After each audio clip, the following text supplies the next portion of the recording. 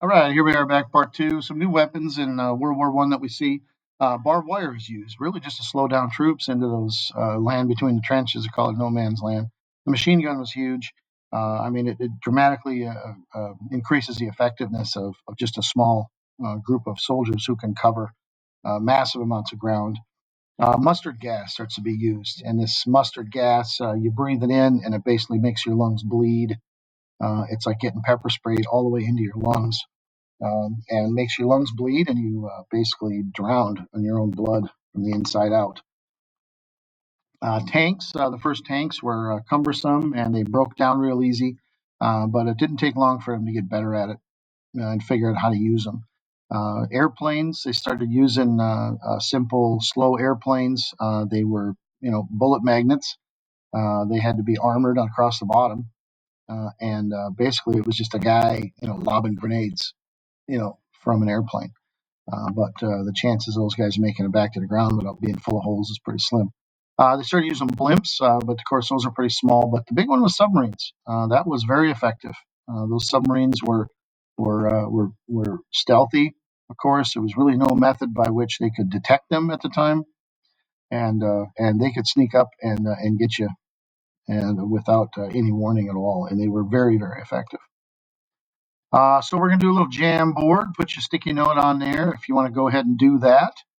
You can stop the video, click on the link.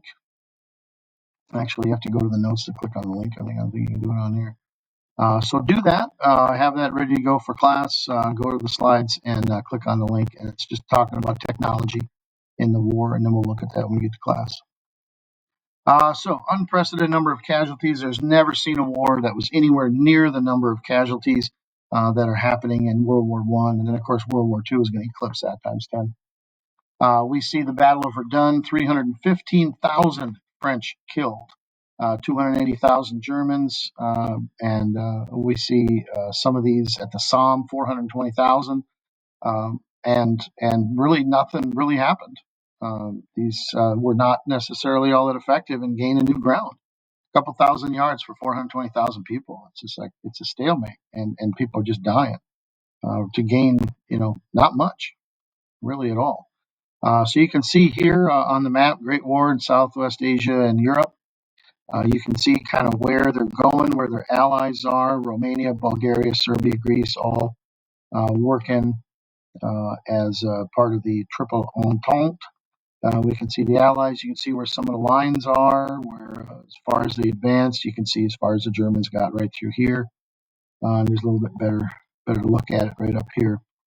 But yeah, it was tough going, especially in some of these mountain areas right through here, and it was pretty rough. We'll take a little closer look at that when we get to class. In at home, what did these countries do to try to support the war effort in the home front? In a lot of places, in the United States included, where the government's taking control of the economies, and they're getting factories to go 24/7 making supplies for the war. And a lot of women, of course, the men are off working in the army, and now women go into the factories and start producing. And a lot of women end up getting some pretty nasty side effects of putting these things together, of course. And then we get some civilian bombings, things like that. So it's not always easy. Propaganda is used very effectively during this time. And we may take a look at some of the propaganda. I don't know if it's on my agenda or not. I don't remember. But we certainly can take a look at some of the propaganda that was used during this time. I think some of it's in here. And a lot of it is this disbelief regarding this propaganda made the belief in World War II atrocities more difficult, which is kind of ironic. Oh, here we go. Here's some propaganda. Daddy, what did you do during the Great War? Right? We see a couple of kids playing with some soldiers here, a little girl on the lap reading a book about the war, and dad's going, maybe I was a draft dodger and I went to Canada. Whatever. What did you do during the Great War? Dad has to think about it. What do you want to do 10 years from now when your kids are asking you if you contributed during the war? Do you want to say, yeah, I was a big old wuss that didn't join the war? Or do you want to say, yeah, I fought valiantly and here I am? And so it was a guilt message, really, this propaganda. So we can see, the whole world is involved in this, even though the fighting is contained mostly to Europe and Southeast Europe and Southwest Asia and into Russia.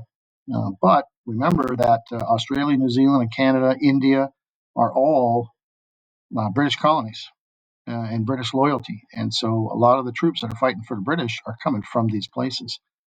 They had Indian regiments fighting in this war. And then a battle in Gallipoli, which today is in Greece, attacking the Ottoman Turks from the south. That was a very big battle, a naval landing, a marine landing down there. And then, of course, the Japanese take an opportunity to go after China in the Sino-Japanese war, and just to kind of distract some of these European powers, because nobody's really going to stop them. The Russian Empire is going to fall apart. We know that the Tsar is on his way out, and what we see is a new group known as the Bolsheviks are going to take control of Russia. They're going to cut a deal with Germany to kind of stop fighting, and these Bolsheviks are going to come into power. And the Tsar's out by October of 17, and the Bolsheviks are in under the leadership of Vladimir Lenin. And eventually, he's going to die a few years later, and Stalin's going to take over. Um, and some of these countries are going to cede to the Central Powers in this treaty and eventually become Soviet satellite nations. So the United States doesn't want to get involved. A position of neutrality, and we're going to take a look a little bit more of that in Wilson's speech when we get that far. But a lot of economic considerations. The United States can make a lot of money selling stuff to either side, but it didn't take very long for the United States to kind of pick sides, and they picked the Allies. And that really made the Germans mad. So the Germans started blockading any British overseas trade with their submarines, and eventually went after the Lusitania, which was a passenger ship that had about 2,000 people on it, and including 128 Americans died when that went down. Was it carrying munitions? Was it not? Well, how did the Germans know? They sank it anyway. And just this unrestricted submarine warfare that the Germans were doing, America finally just had enough and joined the war in April of 1917. By the fall of 18, the Central Powers were pretty much done. They ran out of bullets, ran out of guys, ran out of gas, etc. And after the Ottomans and the Austro-Hungarians surrendered, then on November 11th, they signed the armistice and stopped shooting at each other, and were forced to sign this treaty that we'll talk about here in just a minute. But that was the armistice on November 11th at 11:11 a.m. on 11/11. I don't know why they did that way, but that's the way they did it. Coming. Is that it? Is that the last one? Well, I guess it is. I thought there was more slides than that. I thought there was 30 some, but whatever.